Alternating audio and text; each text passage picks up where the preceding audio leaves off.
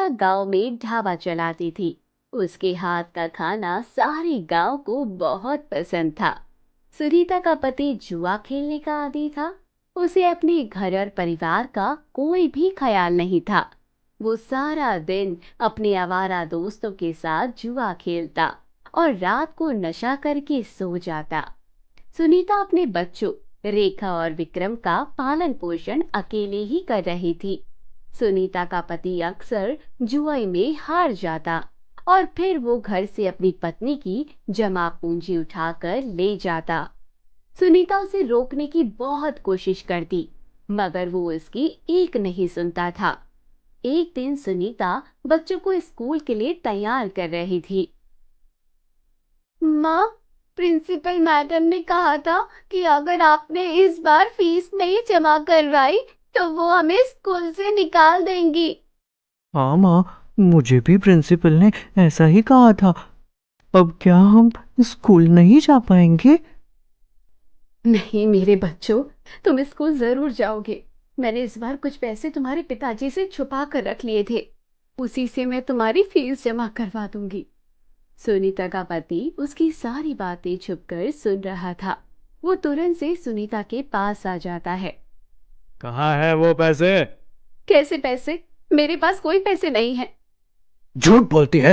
चल बता, कहाँ है पैसे? नहीं तो आज तेरी खैर नहीं। पिताजी, माँ को मत मारिए। माँ, पिताजी को वो पैसे दे दीजिए। मैं नहीं दूंगी आपको। जितना मारना है मार लीजिए। वो मेरे बच्चों की फीस के पैसे हैं। क्या फायदा, इन्हें पढ़ाकर ये कौन सा अफसर बन जाएंगे? ला पैसे मुझे दे। सुनीता पैसे नहीं देती, जिसके कारण उसके पति को बहुत गुस्सा आता है और वो सुनीता को बहुत मारता है। पिताजी, माँ को मत मारो, माँ मर जाएगी। जब तेरी माँ मेरे काम नहीं आ सकती तो ये मर ही जाए, यही अच्छा है विक्रम। सुनीता अपनी बच्चों की कसम से मजबूर होकर वो पैसे अपने पति को दे देती है। पति वो पैसे लेकर वहां से चला जाता है। सुनीता बहुत रोती है और खाना बनाकर ढाबे पर बेचने चली जाती है और बच्चे भी स्कूल चले जाते हैं। शाम को जब सुनीता वापस आती है तो रेखा अपनी माँ से कहती है। माँ, प्रिंसिपल ने हमें स्कूल से निकाल दिया। वो कह रही थी कि पहले फीस जमा करिए फिर स्कूल आना। बेटा, ये तो बहुत बुरा हुआ, पर तुम चिंता ना करो। मेरी आज की कमाई अच्छी हुई है। इससे मैं तुम्हारी और विक्रम की फीस जमा करवा दूंगी। फिर अगले दिन सुनीता बच्चों की फीस जमा करवा देती है और फिर घर के सब काम खत्म करके ढाबे पर जाने लगती है। तभी उसका पति फिर से उससे पैसे मांगने लगता है। मेरे पास अब कोई पैसे नहीं है। जो थे वो आपने कल ले लिए थे मुझसे। मैं तो ढाबे के लिए सामान भी उधार पर लाई हूँ। पर जो कल तेरी कमाई हुई वो कहाँ गई? उससे मैंने अपने बच्चों की फीस जमा करवा दी थी। ये सुनते ही उसका पति आग बबूला हो जाता है और उसे मारने लगता है। वो सुनीता को इतना मारता है कि वो बेहोश हो जाती है। फिर उसका पति वहां से चला जाता है। बच्चे जब स्कूल से आते हैं तो अपनी माँ को इस हालत में देखकर वो डर जाते हैं। माँ, माँ तुम्हें क्या हुआ? माँ, तुम कुछ बोलती क्यों नहीं? दीदी, माँ बेहोश है। आप माँ के पास रुके, मैं डॉक्टर अंकल को लेकर आता हूँ। हाँ, तुम जल्दी जाओ, मैं माँ के पास ही रुकती हूँ। विक्रम जाता है और डॉक्टर को लेकर आ जाता है। डॉक्टर सुनीता का चेकअप करते हैं और उसे एक इंजेक्शन लगाते हैं। थोड़ी देर में सुनीता को होश भी आ जाता है।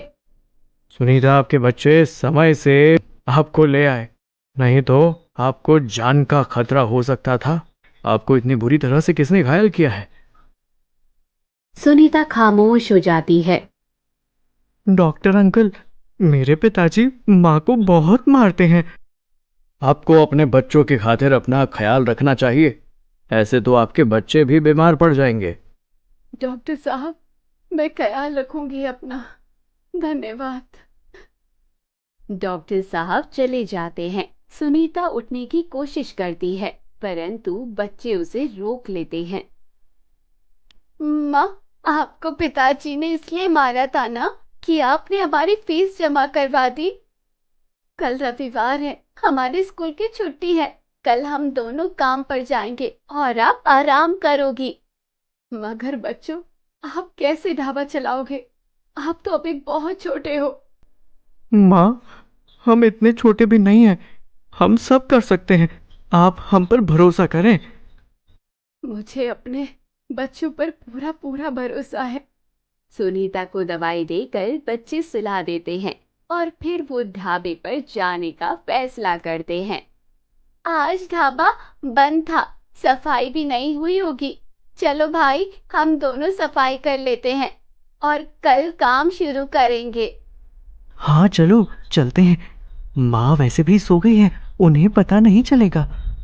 रेखा और विक्रम ढाबे पर जाते हैं तो वो ये देखकर हैरान हो जाते हैं कि ढाबे का ताला टूटा हुआ था। रेखा पास में बैठे एक आदमी से पूछती है। चाचा, ये ढाबा का ताला किसने तोड़ा?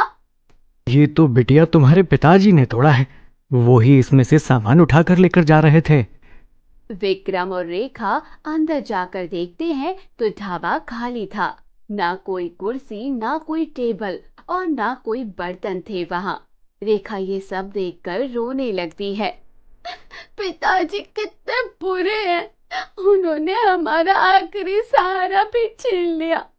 अब हम क्या करेंगे? कैसे घर चलेगा अब हमारा? वो दोनों आपस में बात कर ही रहे थे कि रेखा की नजर ढाबे के कोने में पड़े चिराग पर पड़ती है। रेखा वो चिराग उठा के देखती है।